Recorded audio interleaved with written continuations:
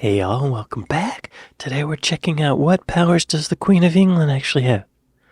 What can she do? Hello, I'm Simon Whistler. You're watching Hello. Today I Found Our YouTube channel. And in the video today, we're looking at what powers the Queen of England actually has. And just before we get started, I do want to say that this video is brought to you by TunnelBear. TunnelBear is a simple privacy app that makes it easy to enjoy a more open internet. It's available for iOS, Android, Windows, and Mac. Start your free trial today at tunnelbear.com/brainfood. What can she do?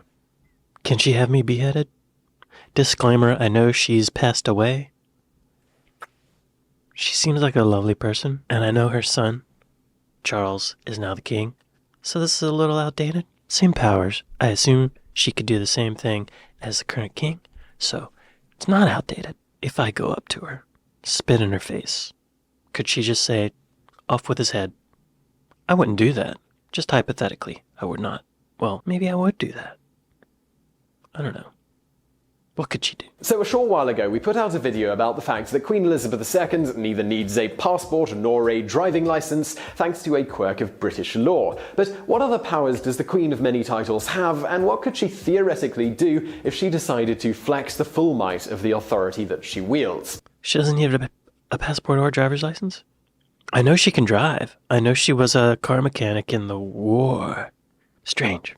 As it turns out, thanks to the royal prerogative, a terrifying amount, if she really felt like it, or at least that's assuming Parliament went by the letter of the law and that the people didn't decide to stage a small revolt. In reality, the Queen rarely exerts even a fraction of the power that she theoretically wields, as it's kept in check by the only person in the UK who can tell her what to do, and that's herself. This is very much a calculated move on her part in order to stay in the good graces of her subjects. She also voluntarily pays her taxes, even though she's not technically obligated to, and that helps with people's opinion of her.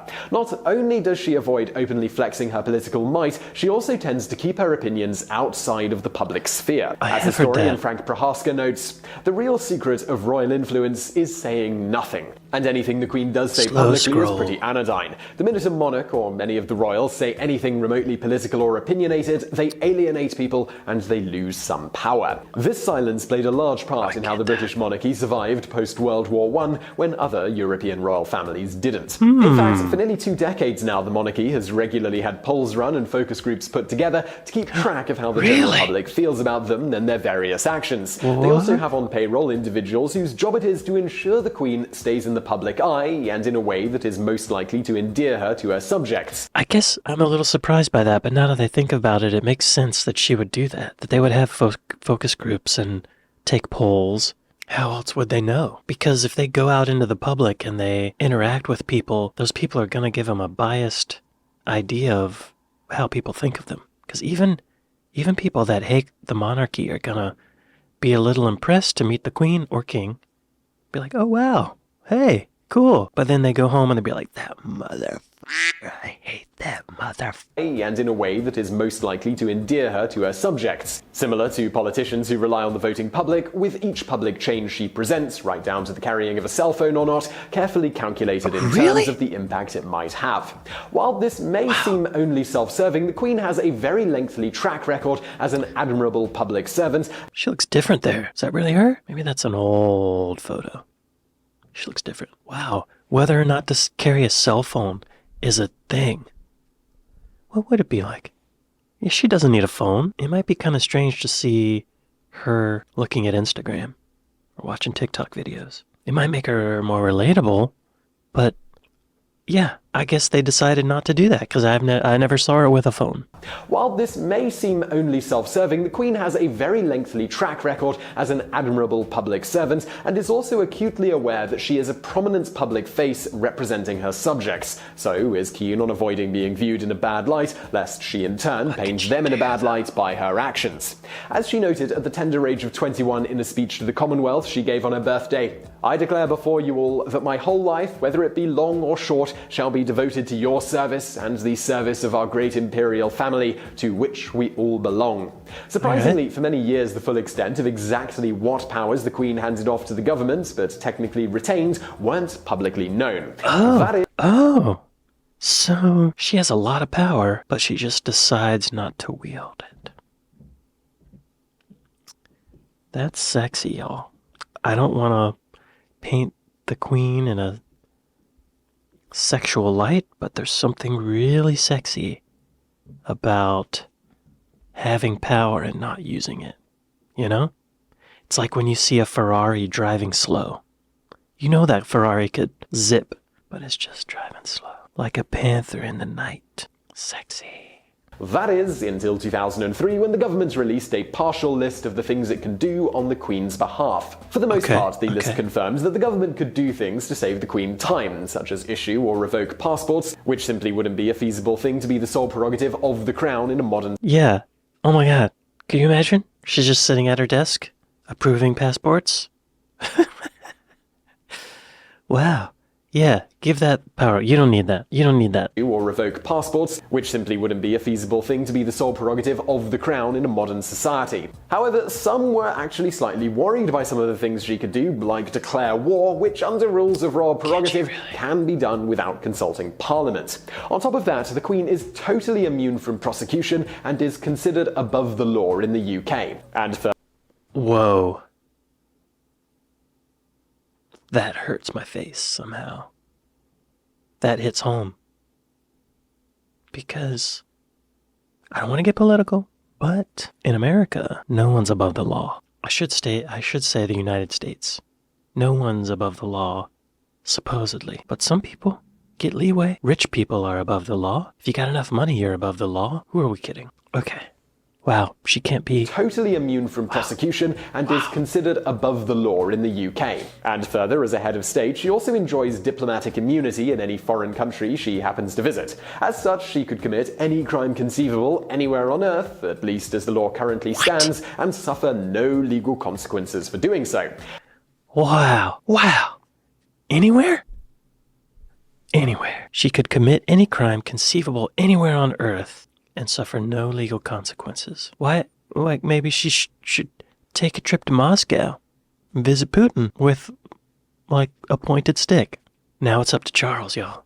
It's up to King Charles. Diplomatic trip, get one of those James Bond pins. However, as with everything else, she's generally exceptionally careful to ensure that she doesn't break any laws. Of course, what she does in private is completely her own affair, despite her prominent political position, as she is exempt from freedom of information requests. So, moving on, because technically speaking, the people of Britain are not citizens but subjects of the monarch, she could have anyone she wanted arrested and presumably seize their property or land for the crown. Speaking of which, the Queen owns all of the seabeds around the UK and can commandeer any ship found in British waters for service to the realm. Wow. Oddly enough, she also has... okay. So she could take anyone's property.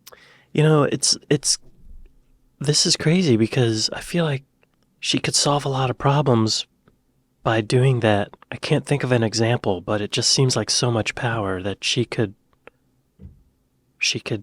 take Richard Branson's island or his yacht, sell it and give the money to the people.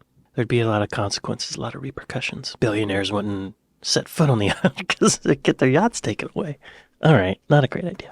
Oddly enough, she also has first dibs on any whales that wash up on shore. The Queen could also Nice, administer whale any meat. manner of punishment to an individual who offended or otherwise displeased her, as the Crown has prerogative power to keep the peace within the realm. And since she's immune from prosecution, nobody could really do anything if this punishment wasn't entirely within the scope of the law. If the government Beheading. tried to stop her, the Queen could decimate the British political landscape by dissolving Parliament and appointing anyone she felt like as Prime Minister. This is because it's the Queen's duty to appoint the Prime Minister, and she could, in theory, appoint anyone she wanted to the position, regardless of the way the British public voted in an election. On top of that, in the event the Queen didn't like the outcome of an election, for instance, if she didn't like the replacement Parliament members that were voted in, she could just call for another one using royal prerogative until she got the Parliament she wanted. Wow. Not that she'd need to, because if she really wanted, she'd just bring in the army to keep everyone in line. But how does that work? How does she control the army? Well, that's because the Queen is also the commander-in-chief of the entire British military, with every officer, soldier, sailor, and pilot swearing allegiance to the Crown and nobody else.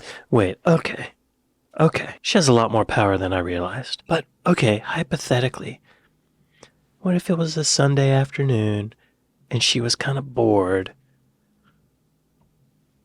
and she went down to the area in front of Buckingham Palace where the guards are, and she told one of the guards to kill another guard? Would he do it? She could go totally medieval if she wanted to. Wow. They're not called Her Majesty's Armed Forces for nothing.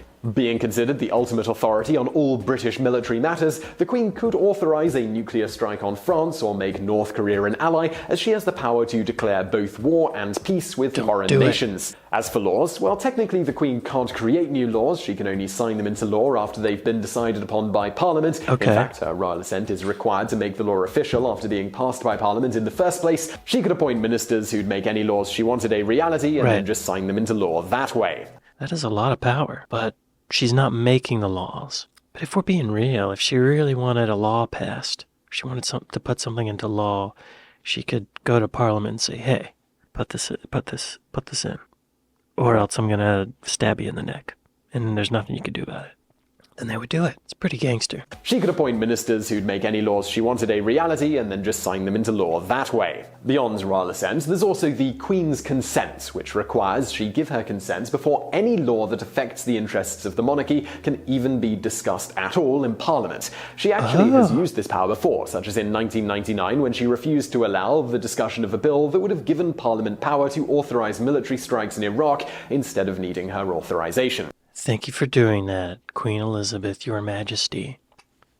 I'm gaining so much respect for her and King Charles for not wielding their power. So, well, that's all on the political side, but it doesn't stop here. The Queen technically has a sort of power not only over her subjects' physical beings, but also their souls. Well, how? Well, that's because she's also the head of the Church of England, including having the power to appoint archbishops and power over many other such matters concerning the church. Okay. Over my soul, though, or your soul? Whose soul? British souls? I don't think that's how it works. I don't think an earthly person can just declare power over souls. God doesn't care about church. It has no power over God. All right, now I'm talking about religion. As for most of these powers that technically allow her to rule with an iron fist, as previously mentioned, the Queen is hesitant to ever use them in such a way that would displease her subjects, and certainly isn't about to disregard their representatives in Parliament. However, these powers still exist for a variety of reasons, including potentially being needed in times of extreme crisis. That said, just because she isn't in the practice of exercising her powers against the will of the people, it doesn't mean she isn't occasionally an active political powerhouse in private. Extremely well respected and known worldwide, with the ability to bend the ear of most heads of state, the influence the Queen wields is difficult to quantify, but, as noted in an article discussing why the BBC named the Queen the most powerful woman in the world in their list of 100 most powerful women, Her Majesty's power is more about influence. A discreet nod of the head, a polite word in the ear of a Prime Minister at their weekly meeting, or a strategic patronage of a cause being overlooked by the government is how she can indirectly affect our world without us even knowing. Well, to conclude, the Queen has many powers she could theoretically legally use to her own ends unless her subjects and Parliament simply decided to stage a revolution. However, she generally avoids doing anything overt that might upset her subjects and otherwise simply works in the background, more or less in an advisory role when she feels there is a need. So I really hope you enjoyed that video. Now, if you are interested in protecting your privacy online, well, then you really should have a VPN. Thank you, Simon. Wow, she has a lot more power than I thought. If the British Parliament is anything like the United States Congress, it would be nice to have someone to tell the crazies to shut the f*** up. Get some shit done. Stop complaining. Stop running for re-election while you should be creating legislature, right? You know, it would make a really interesting movie or TV show for there to be King or Queen of England rises to the throne, there's a coronation, and they immediately start using these powers in the modern day. What would that look like? How would people respond? That would be a really satisfying show to watch. I'm thinking like Game of Thrones, but modern day. No dragons. Don't need the dragons. People not coming back to life, nothing like that. But just real grounded. Call me, HBO. I got ideas. Max. David Zaslav, give me a call. I got a pitch. Maybe they've already made that show. After watching the rest of this, I think the answer to my question is that, yeah, she could make those guards kill each other. Or attack each other, at least. Wild. You know what, my British friends? You are so fortunate so fortunate that someone like, I don't want to say his name, DJT, someone like him is not the royal sovereign of Britain. Someone with like a undiagnosed clinical disposition for narcissism, a sociopath. Yo, what would happen if a psychopath became the king or a queen? Could be the end of the world. It's kind of scary. I've always thought of the queen, or now the king, as kind of like a figurehead, that they don't really have any power, but they totally do. But they're being cool about it. Like, okay, guys, look, I'm a down-to-earth person. I'm not going to behead people. We're going to keep it cool. Wild. I want to thank my patrons. Thank y'all. Appreciate it. If you'd like to become a patron, help me out. There's a link in the description. Be sure to like and subscribe.